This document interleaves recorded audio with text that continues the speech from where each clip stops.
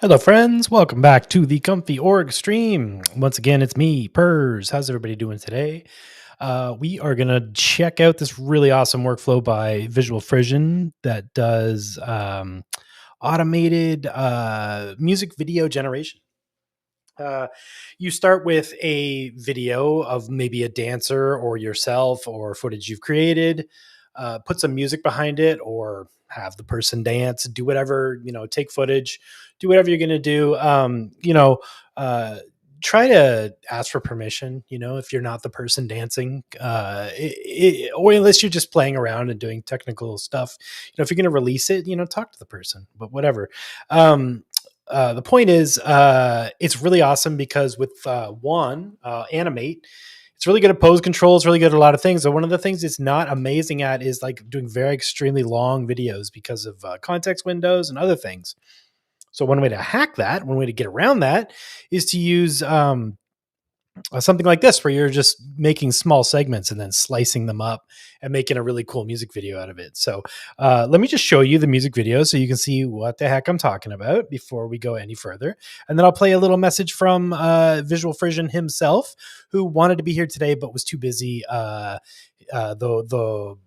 Instagram post is popping off for this video, so we were going to try and strike while the iron's hot and get him on, but it's all good. We'll get him on in a couple weeks when he has some time to actually dive in on the post-processing side of this workflow. So today we're going to cover how to set it up in Comfy and how to get it generating clips.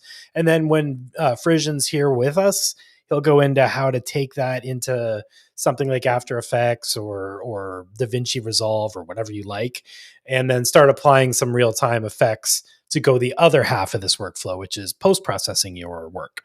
Comfy's awesome at generating clips, so let's use it for what it's really good at, and this is one of those ways to do so. So yeah, let's check out the video.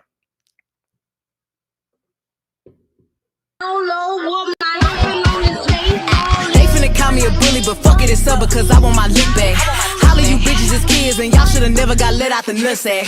I got so much plaque built up, RIAA my dentist. And I feel like offset, y'all should eat my pussy, how much y'all mention me. Making so this and that, whatever I do, they ain't missing that. She doing too much, tell her, ooh, relax. Done and you gotta be cool with that. I probably had something to do with that. Yeah, I got these niggas tripping. He hate my fucking guts, yeah, he love in my pimpin'. He don't know what my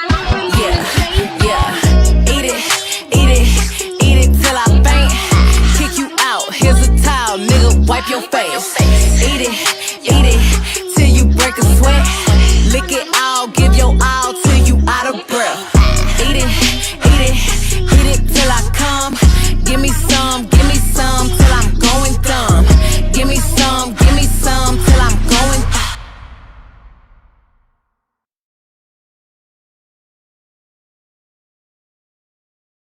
Pretty sick, right?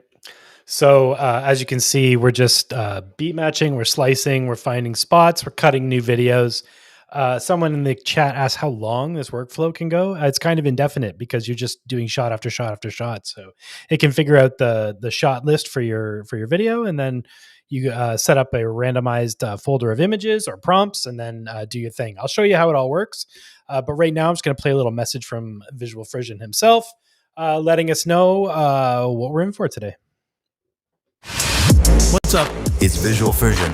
I made this workflow using WAN 2.2 Animate, and I'm using the same workflow right now to make this video. Can't make it on stream Today? but you'll see you On a stream. real soon. So good luck. And have fun.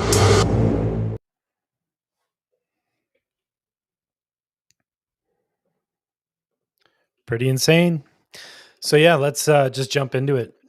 As always, the workflow is in the description of the video below. All the model links are down below. Everything you need to get kicking is going. A couple things before we get going.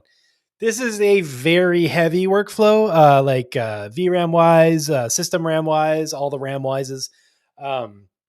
You may have to do it, like on a cloud or whatever, wherever you want to do it.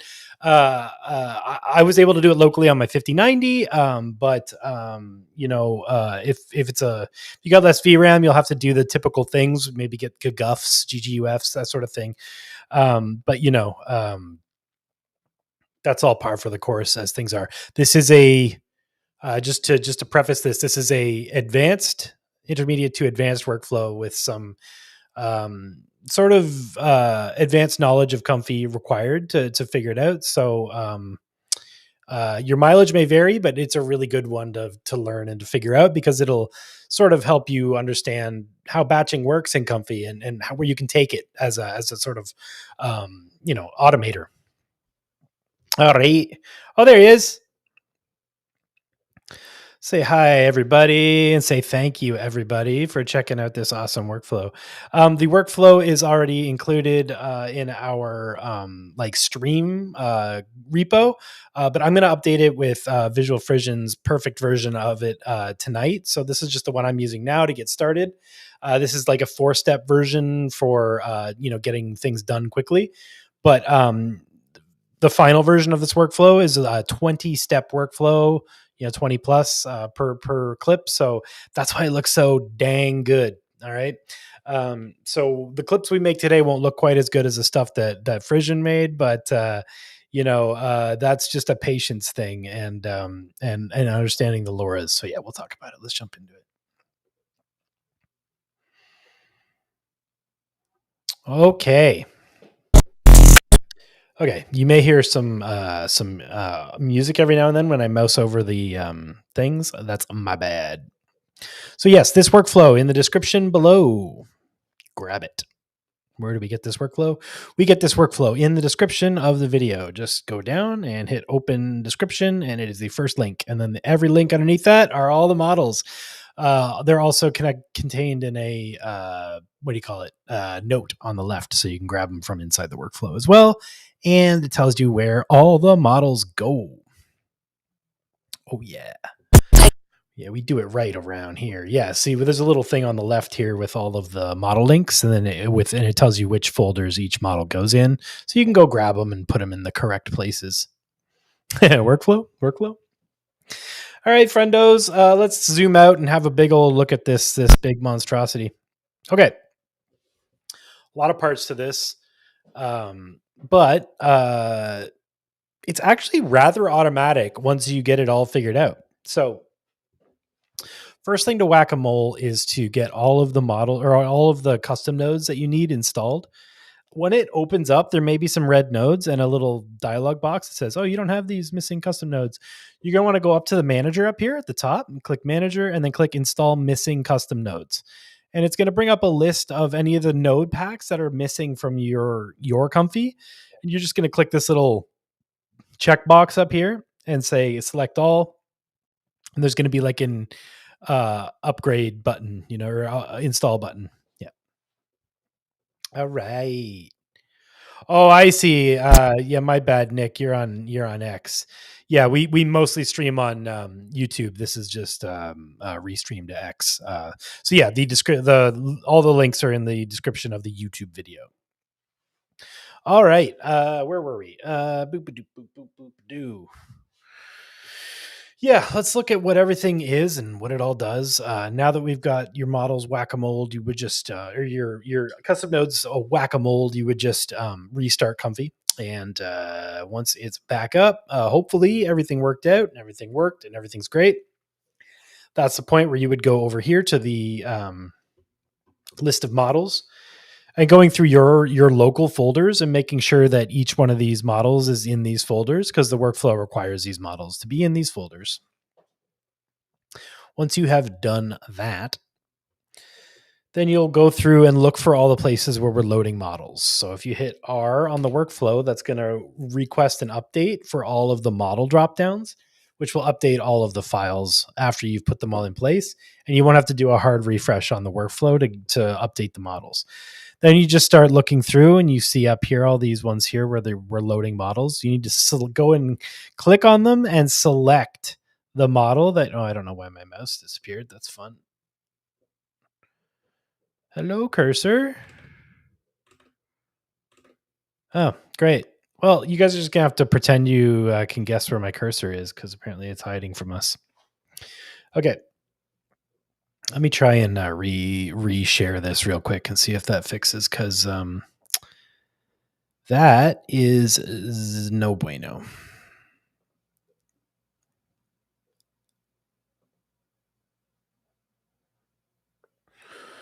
Sorry about that, friends. One sec. Doop, doop, doop, doop, doop. Screen share. Chrome tab. Share.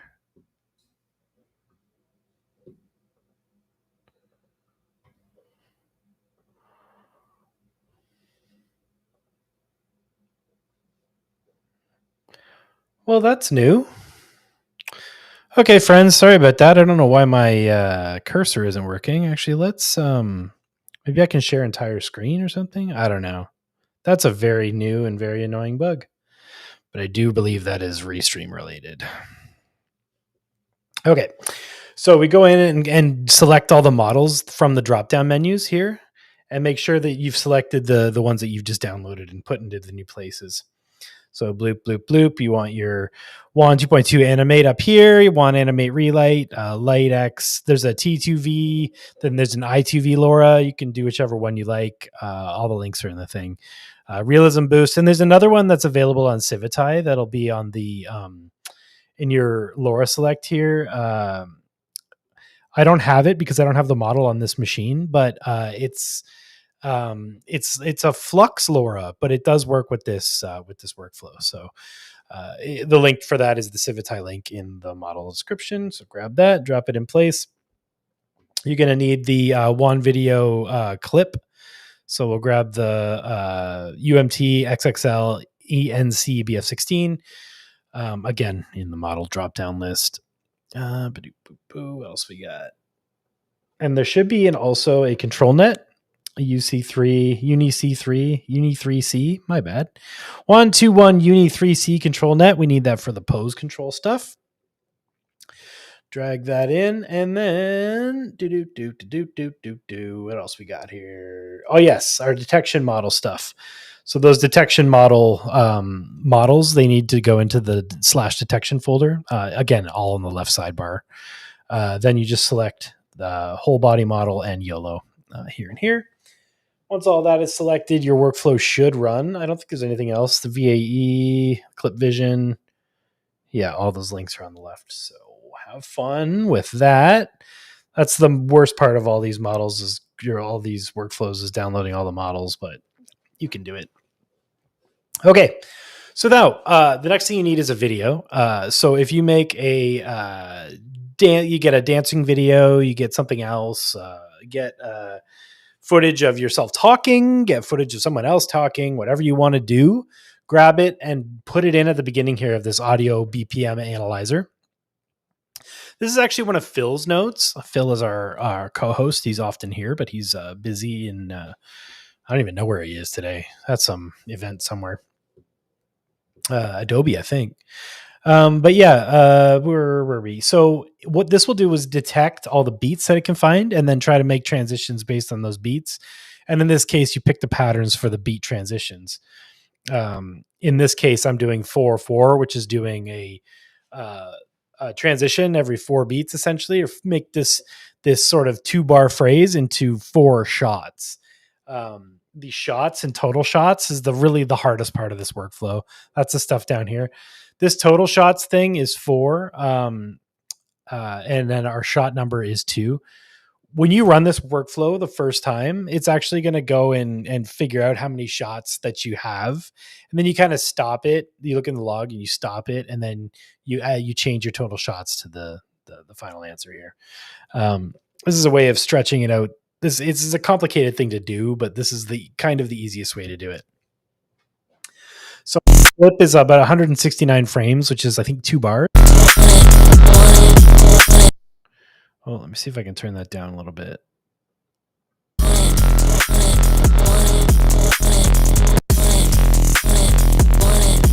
Four, 2, 3, 4. So this is 2 bars. 1, 2, 3, 4, 2, 2, 3, 4. So it's 8 segments. But in this case, I only really want 4 shots. So we're going to just set it to 4 shots. Make my value 0, or 1 rather, because here we're telling it which shot we're doing. We're doing our first shot. Then down here, we have our image randomizer going into our resize image. You don't have to use an image randomizer, but we are using one because this workflow works on batching. So every time we hit this image randomizer node, it's going to pull another image out of this inits folder that I've made. And it's just a folder full of like fashionable people. So basically like the yeah, it works it works really well, especially if you, so there's two ways you can do it. You can randomize and it'll just grab a different image every time it resets or every time it it restarts. But it'll also you could also increment through the folder. So you could name all your files in the order in which you want the shots to be, and then they will be the reference images for each one of your shots. So if you made your shot list an actual sequence numbered series of shots, then you could say, oh, okay, well, this is shot 1, 2, 3, 4, 5, 6, 7, 8. And then as it iterates through the folder, you could tell it which one it's starting on based on which shot you're on. And you could actually figure out this whole thing. Like you can visually like direct your entire music video or your entire piece from this, which is really cool. But for right now, we're just incrementing through it, and it's repeating as it goes through because I'm just testing things. But if I want to be more surgical about it, that's how I would do it. And then there's some other options down here for just loading your own image in instead of using the randomizer. And then there's also this down here for if you bypass all these nodes down here, what this will do is will let you actually physically target the person or the thing that you want to replace in the video. We don't need this because we're automatically doing it with these detection nodes here. But if you didn't want to, you could bypass these, unbypass these, and do that. We'll talk about this part of it more when Frisian's on the stream with us. But today we're just going to kind of go through basic functionality and how to get it kicking. Yeah, and the controlnet stuff, you don't have to touch it. This stuff you don't really have to touch once you've made the folder and tell it where the folder is. It kind of just does the thing. Yeah. And then you want to make sure that your input audio or your input video is the same as your input video that you're doing. You could do different audio with a single input video, but the way this works is it pulls the audio from this video. So you're going to want this to be your source of audio. So in my case, I'm just playing back the music video that I made by just grabbing some footage from Pexels and doing the thing. So yeah. All right. And then, as a result, we get this, which is that's the input image. That's the, facial tracking, the pose tracking down here, and the actual input video down here. And then people dancing. So the quality of this will improve as you go up higher steps, higher this, higher that, all the things. But right now I'm doing it at low steps. Actually, I think this one was 20. Yeah, that one was 20. But let's go back to 4 because it looks about the same without Frisian's setup. Okay. So now let's say I wanted to actually render this. All I would do is go over here and say that I'm on shot 1. I want 4 shots total. I'm going to set the batch up here to 4. All right. And then we're going to just zoom out and have a look at everything. And we're going to run it as is. Let me just double check that I have the audio going to the correct place. And I didn't stupidly turn trim to audio on again. Okay, good. We're good. All right. So now I'm going to run this and it's going to do 4 batches. So if we look at our toggle bottom panel here, bloop, bloop, bloop, bloop. It's going to give us some information about this run. So it's going to say,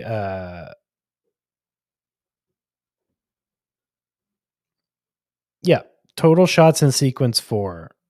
Shot 1 data beats 4 to 8, time frames 42 to 83, et cetera, et cetera. Total frames in sequence 165. So it's breaking up our shot into less and less, like into smaller sections. But then when it's done, it's giving you chunks of a video that you can just slam back together in a video editor or whatever you like to like cut this thing back together on the end. So the more quality that you want, the higher quality that you want is going to cost more and more time. So increase the increase the resolution over here and cross your fingers. Everything is set up to pretty much, be sort of aspect independent. So you can decide on your target resolution over here on the left and then kind of input whatever you like on either side and it will do the thing. Just remember, if the person is not very sort of legible on the screen, weird things can happen. So you kind of want that person to be in the frame. Oh, wow. Right on. What is the VRAM pull on this is running? Let's find out. So right now we're doing our pose control. It's passing the embed into the encoder. Then we're going to go into the sampler next. It's going to do the animation embeds. Boop, boop, boop, boop, boop, boop, boop, boop. We are at 6 gigs. I bet you it's going to go up though. Oh, you guys can't see the tooltip. That sucks.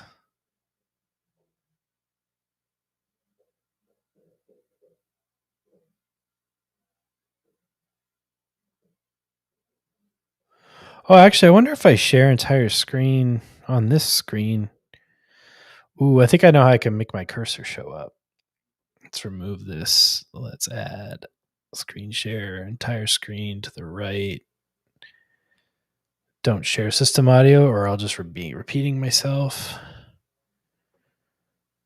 Okay. Oh.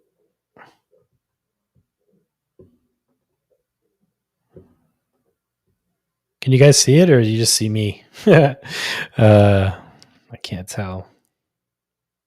Looks like it's not here.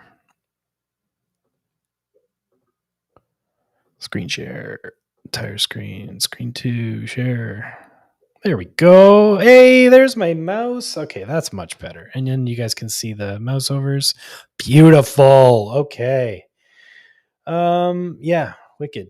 So you asked how much VRAM it's using. Oh, we're still extracting key points. I missed it while I was talking. We'll see on this next run here. And yeah, like there's a lot of motion in this video. If there's a lot less motion in the video, it will, it will look a lot better. It'll be a lot more constrained. Like you'll see the one like that Frisian did, like when it was like dead on his face, like the quality was bonkers on that one. So you like feel free to like try different footage too.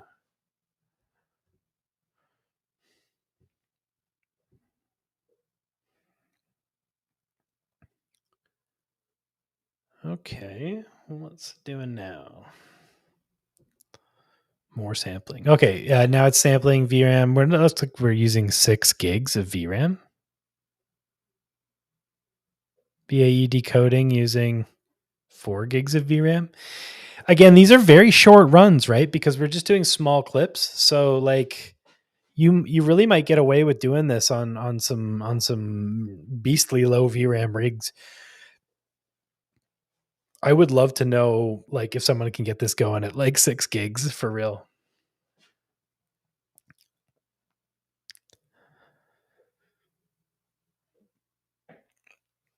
So we're doing our final shot now.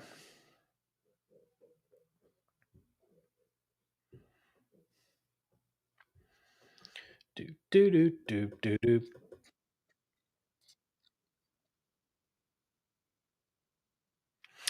Yeah, this is a really fun workflow. Yeah, so people were asking about the Humo workflow. Yeah, it's like a totally different thing, but it is also very cool as well. We can do a Humo thing at some point. I'll have to do a one video wrapper version of it probably. Does these workflows sync up the video to the input audio? It certainly does. It certainly does. It does. And the way it works, because it's doing frames and chopping, beat detection and stuff, you can just drop each clip that it makes one after the other into the lane of a video editor, and it will be like a perfectly normal video that doesn't have any blips or clips or blips or slips or glips or dips or glips or chlips in it. Very low amount of glips and blips.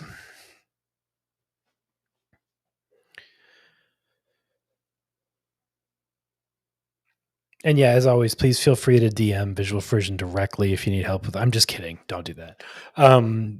Please come by the Discord. Hit up the help channel. Other people will be trying this workflow as well. They will have opinions on models and things like that. Also, Banadoko is a great place if you need help with this kind of stuff. Cool. Well, that just made all 4 clips. Bickety bam. So yeah, I mean, that's like it's crazy how fast we got through this workflow. Um, let's see what happens if we see if we can get the quality up a bit here. Let's go a little more bonkers with the resolution. Resolution 1024 by 1024. And we'll go. How long do you think that'll take for 20 steps, huh? Should we even bother with this? Maybe we do like eight steps at this size. Mayhap.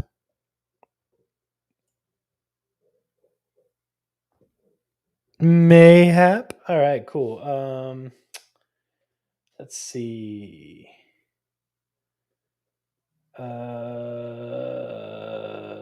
I'm a little hesitant to run 4. Let's do 1. So here's a thing we can do. So I can explain what I'm doing here. I want to increase the quality, right? I also don't want it to take 6 months to do the runs. I don't want to do a 20-step run at 1024 by 1024. I don't want to do 4 shots of that. You know, there's a bunch of things I want to sort of contain for this run to see if it even looks good. So we're going to do 1 shot, shot number 1 at 1024 by 1024. And I'm going to set it to 8 steps. And I'm going to leave the loras alone. And we're going to do 1 run instead of 4. And we're just going to see how it handles this. Might crash the instance and end our run early. But when I was given this workflow, it was set at 1024 by 1024, 20 steps. Okay. 1024 by 1024, 20 steps. That's probably the baseline for getting the quality that Frisian got out of this workflow. Okay.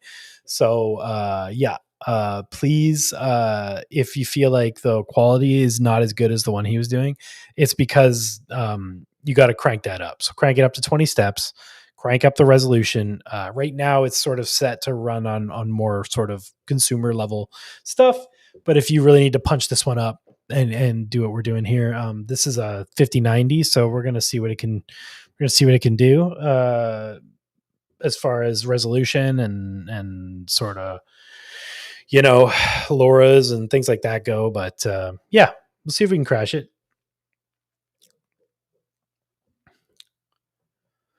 We'll see how much VRAM 1024 by 1024 makes. So previously we were doing 832 by 480. So it was basically 480p. So now we've gone into almost 1K-ish territory, not quite. 1024 by 1024 is not quite 1080p, I guess. Not quite.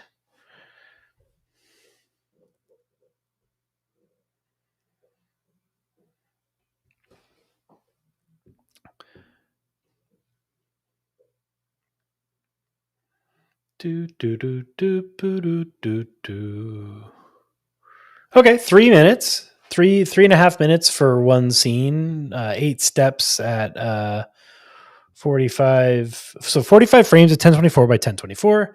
8 steps. We are using 11 gigs of VRAM. That's kind of awesome.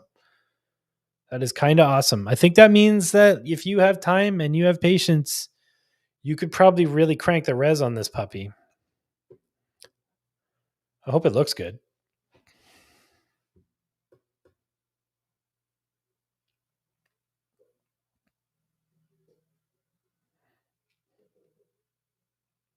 He thinks he fixed it. Would it keep lip sync if I film myself singing a song? I think it will. Yeah, I think it really will. You got to try it. You got to try it and let us know.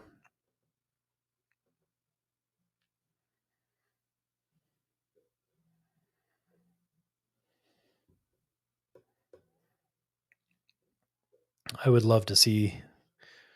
I mean, if we go back to David's video, or yeah, if we go back to the video, where is it? Dude, it looks like it did a pretty good job of grabbing the lip sync.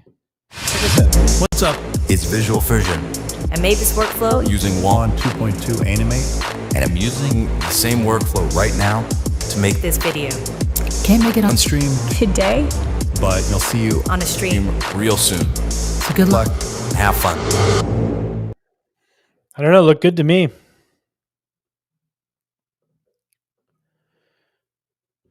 Yeah, I mean, this whole 6 gig thing, that's just how much VRAM it's currently taking. I don't know how much. I don't know if you actually get this to run on 6 gigabytes, but you know,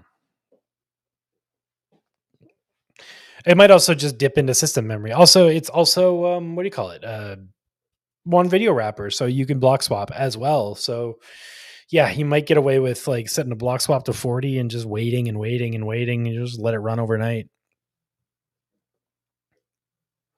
Swap those blocks. Okay, so the 1024 by 1024 should be square, obviously, because of the resolution. So once it hits, we'll let it hit.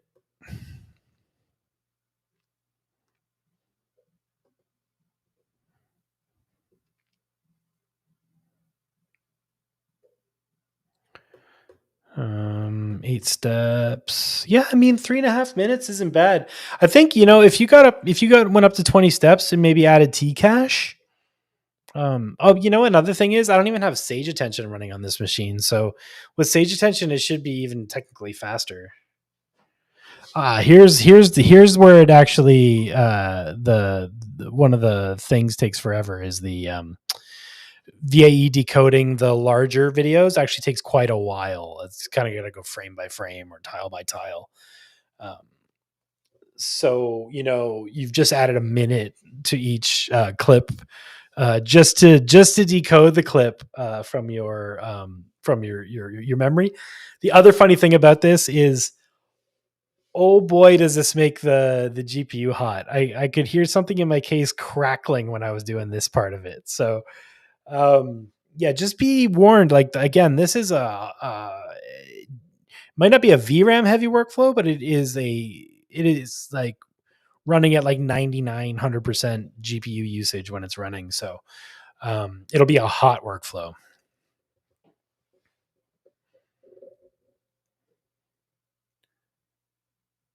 Like when it's doing this VAE decoding thing, you see that GPU is just spiked at like 99.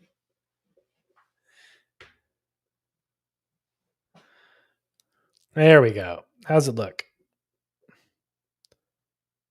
Oh yeah, much better.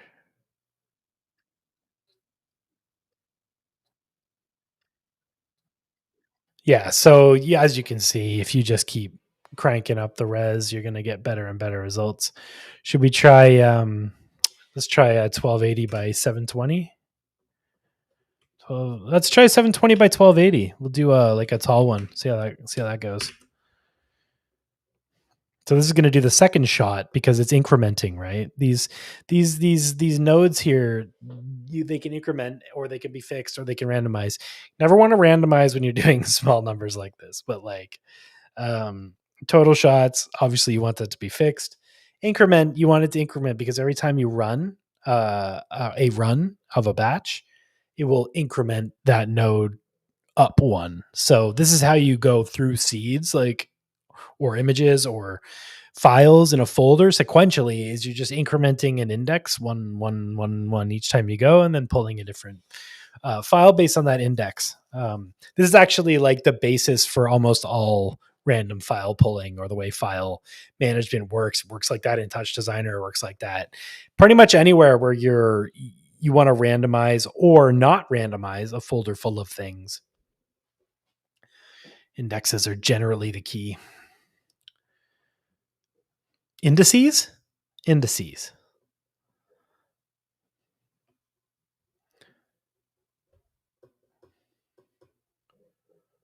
I probably should have set it to 4 steps. Yeah. Live and learn. Yeah.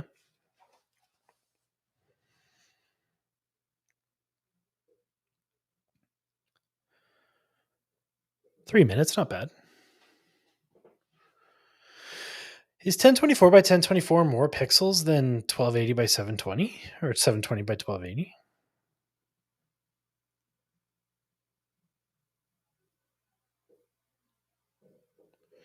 Mode operator percentage sign to keep the index inbound. Yeah. That is a very fun little trick. Modulo or percentage inbound index, basically meaning if I have 14 things in a folder and I want it to loop back when it hits 14, that's the concept there.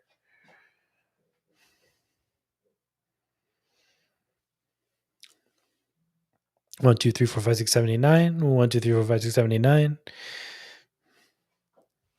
0, 1, 2, 3, 4, 5. Yeah, it gets kind of dorky. Gets kind of dorky. I wish there was a way to feed it multiple input videos. I think it would be more helpful than using different images for the same video input. But what? Why would that be helpful? Because you're processing a singular video here with this workflow. It's for restylizing footage. You wouldn't want a different video for each clip because it's actually making a new clip for each beat or each part of the song. It's making a beat for.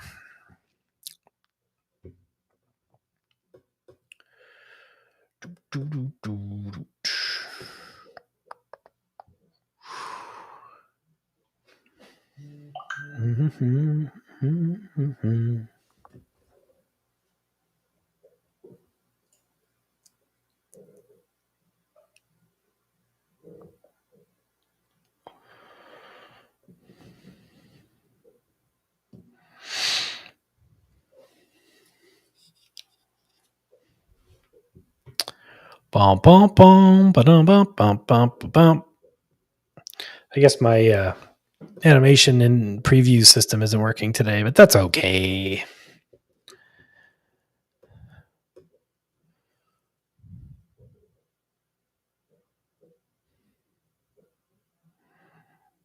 Oh yeah, big old decode again. At least it's fast. 720 by 1280 is pretty cool for a local model doing this kind of stuff. And the fact that you could kind of just do this over and over again and fire out an entire video overnight is pretty cool. Especially if you had like a folder of like 200 input images that you were just deriving styles from. It would just keep jumping and jumping and jumping and jumping and jumping.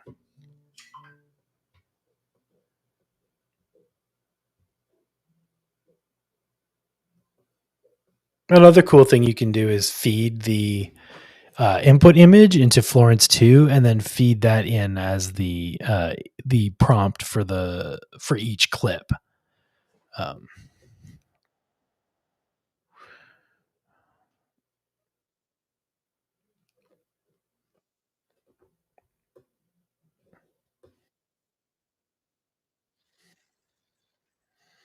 it looks good. Looks real good. Okay, where were we?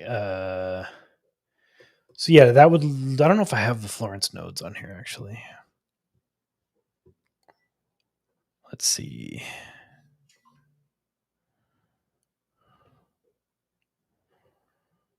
Hello, Florence. No, let's install Florence 2. Restart.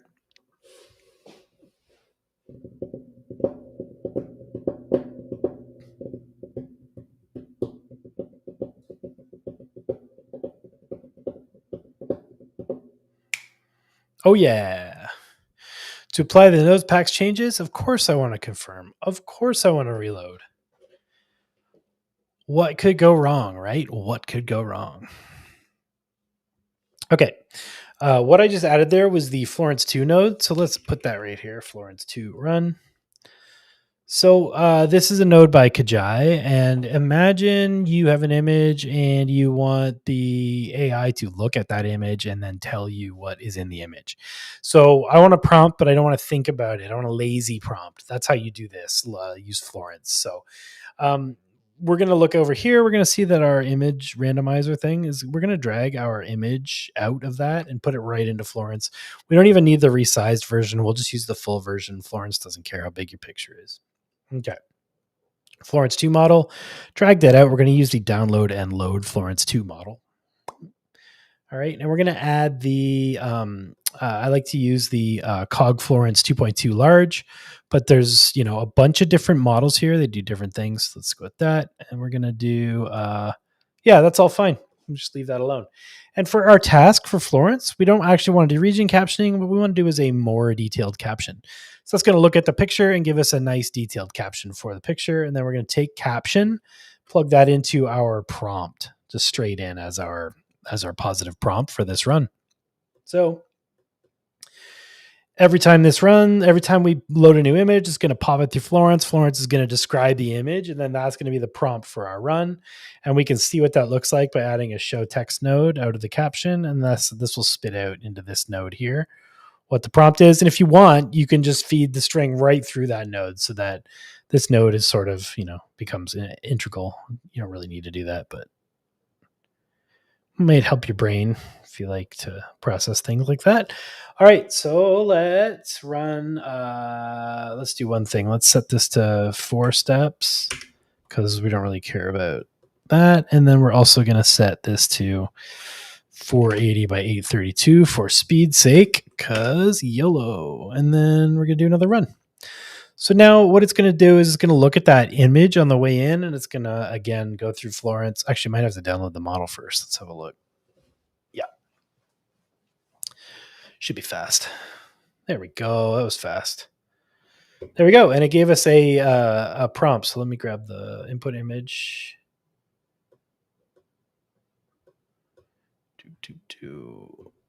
Let's have a look.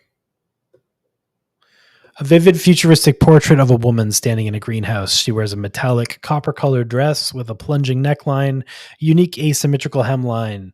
The dress is accented by neon blue and green accents on the lower part of her legs. She also wears a choker necklace and neon green high-heeled sandals. Neon blue, green, I guess. The greenhouse is filled with lush tropical plants illuminated by a series of geometric neon lit panels. Background features a glass roof that allows natural light to filter through. The overall color palette is dominated by warm tones of copper, green, and blue, creating a futuristic and sophisticated atmosphere. So this is going to help inform the prompt, and it works better, honestly, with like actions. Like the room behind the subject is on fire. So like, say you wanted your entire video to have that, like an underlying theme like that. In that case, you would absolutely just unplug this Florence thing we just plugged in. And instead of hip hop dancer, it'd be like the room behind the subject is on fire, burning wildly, out of control. Things like that. And then ideally what will happen is all your clips will have like a similar element in them so that you could like tie your narrative together and things like that. So that's another way to like influence what's going on. Let's plug that back in. See if it had any effect.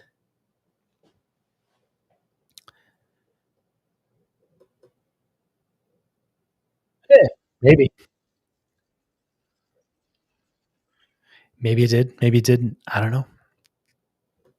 But yeah, that's basically the whole thing. And then I'm really looking forward to getting Frisian here because like, there's so much more we can dive into with the sort of beat detection and things like that. You can try different patterns and it'll select different sizes for your shots. So if you want longer in between the shots, you can use like,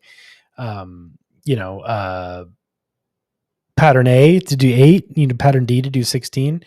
It'll be really interesting to have Phil here too, to be able to talk about how all this stuff goes together. So Yeah, friends, this has just been a sort of a warm up on how to get this kicking, but I want to see what y'all make with this because it is a super fun workflow. And I mean, you've seen what Frisian's done with it. So please let us know if you figure out better LoRa combinations, things like that, that make it like kick. And yeah, go have fun. Enjoy, making videos of not you or not the person doing something over and over again. And again, the other half of this workflow that we didn't touch on today is then post processing this stuff.